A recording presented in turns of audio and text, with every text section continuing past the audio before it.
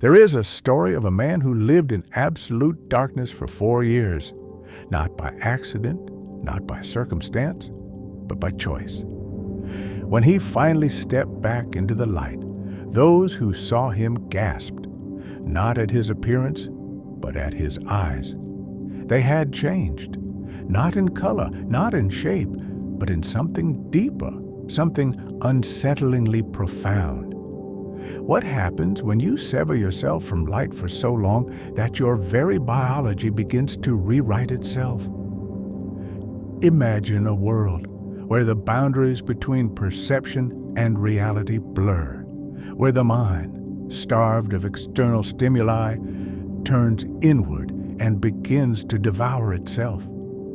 This isn't just about vision. It's about what happens when you strip away the distractions of the world and confront the raw, unfiltered essence of your own consciousness. What if darkness isn't just the absence of light, but a mirror held up to the soul? And what if the eyes that evolve in that darkness aren't just seeing differently, but seeing through the illusions we've all been taught to call reality? Think for a moment about the last time you stood in true darkness. Not the soft glow of a streetlight through curtains, not the dim hum of a standby LED, but pitch darkness, the kind that presses against your skin like a weight. In that void, something shifts. The mind, deprived of its primary anchor, sight, begins to compensate, to invent, to hallucinate. Now stretch that moment into years. 4 years, 1,460 nights of unbroken black. What does the mind become when it's forced to feed on itself? The man who emerged from that experiment didn't just have better night vision. He saw things others couldn't. Not in the supernatural sense, but in the way a sculptor sees the statue hidden within the marble. His eyes had adapted, yes, but his perception had transformed. He no longer processed light the way we do. He interpreted it as if his retinas had learned to read the shadows like Braille. This isn't just biology, it's philosophy. It's a question about the nature of reality itself. We assume the world we see is the world as it is, but what if it's only the world as we've been conditioned to see it? What if light isn't illumination, but a filter, a barrier between us and something far stranger? The man who lived in darkness didn't just lose his sight. He lost the frame through which we're all taught to view existence.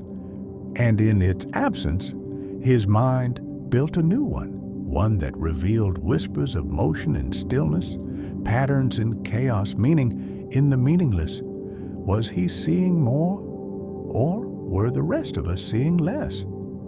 Consider the implications. If 4 years of darkness can rewire the eyes, what does a lifetime of light do to the mind? Are we all trapped in a collective hallucination, mistaking the limits of our perception for the limits of the universe? The ancient mystics knew this. They sought cave solitude, sensory deprivation, not as punishment, but as liberation, to see beyond the veil of the senses. And now science whispers the same truth. The brain is not a passive receiver. It's an active creator.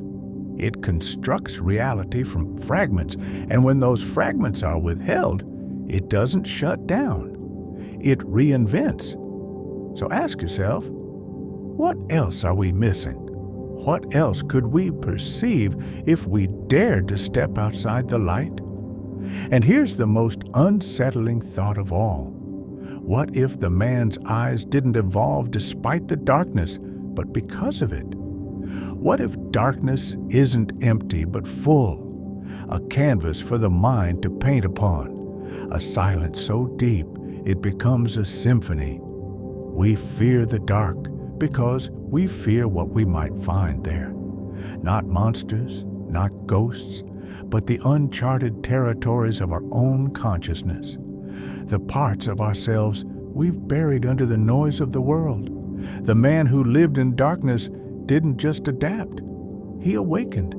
And the question now is, are you ready to close your eyes and see? Subtle reminder, if this journey into the unseen is resonating with you, take a second to like and subscribe, because what's coming next will challenge everything you think you know about perception, reality, and the hidden potential of the human mind. Now, let's go deeper, because this story isn't just about one man. It's about all of us. We live in a world of constant stimulation, of endless light, screens, street lamps, the glow of cities that never sleep. But what happens when we never truly experience darkness? When we never give our minds the silence to speak? The man in our story didn't just lose light. He gained something in its place, a sensitivity to frequencies most of us ignore, a heightened awareness of the space between moments. Is this evolution? Or is it remembering? Think about the last dream you had. Vivid, chaotic, nonsensical. Now imagine if your waking life began to take on that same fluidity, that same boundless creativity. That's what darkness offers. A return to the primal state of the mind. Before labels, before categories, before the world told you what to see and how to see it, the man's terrifying eyes weren't a deformity. They were a homecoming, a glimpse of what we all could be if we dared to step outside the light. So I ask you again, what are you afraid to see in the dark? And more importantly, what are you afraid to see in yourself? Before we continue, this type of video takes time and effort. If you enjoyed the content and want to support me, you can do so through Super Thanks. Thank you to everyone who appreciates the effort. Let's complete the journey together. And here's where the true revelation lies. The man who lived in darkness didn't just change. He remembered a way of seeing that predates civilization, predates language, predates the very concept of light as safety. We think of evolution as linear, as progress. But what if it's also a circle?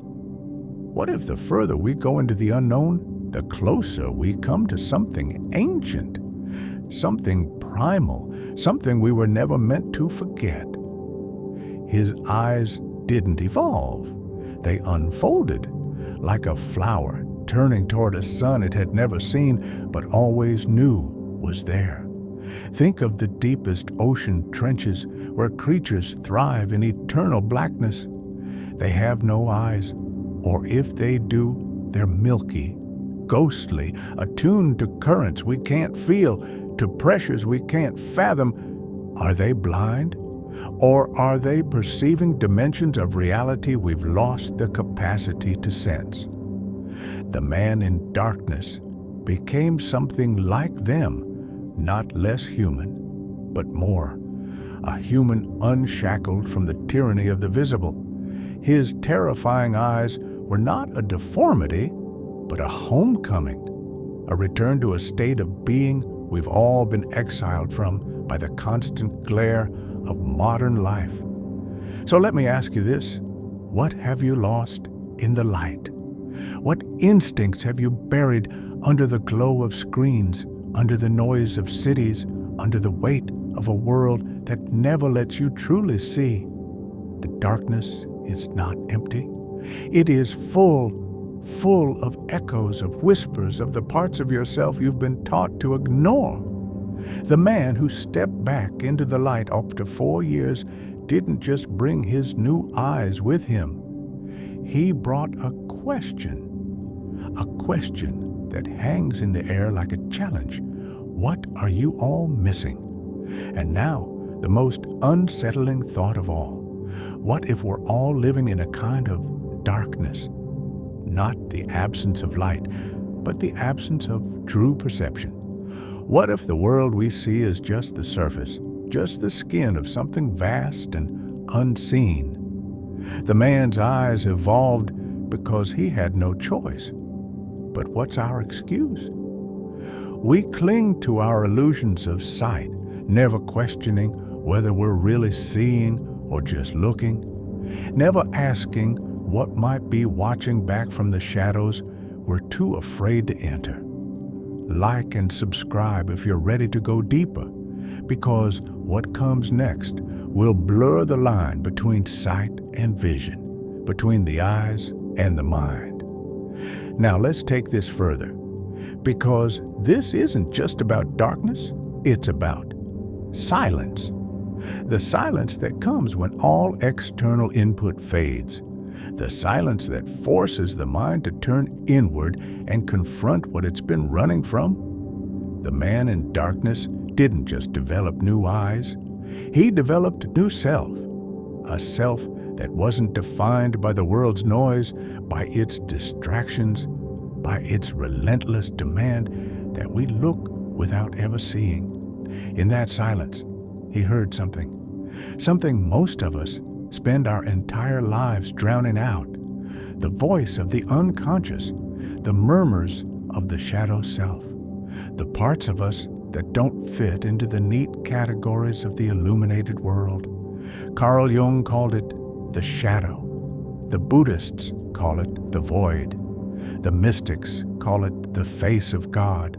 Whatever name you give it, it's there, waiting, not in the light, but just beyond it, in the place where vision ends and knowing begins. The man's eyes evolved because he had no distractions, no illusions, just the raw, unfiltered truth of his own mind. And that truth was terrifying, not because it was monstrous, but because it was real. So ask yourself, what would you see in that kind of darkness? What would you hear in that kind of silence? Would you find clarity or madness? Or would you find something else entirely? Something for which we don't even have words? The man who lived in darkness for 4 years didn't just change his eyes. He changed reality itself.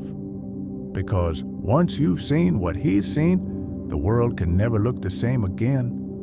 And now, the final question, the one that lingers like a shadow at the edge of vision. What if we're all still blind? What if the light we cling to is just another kind of darkness? What if true sight begins where the light ends? The man's terrifying eyes are not a warning.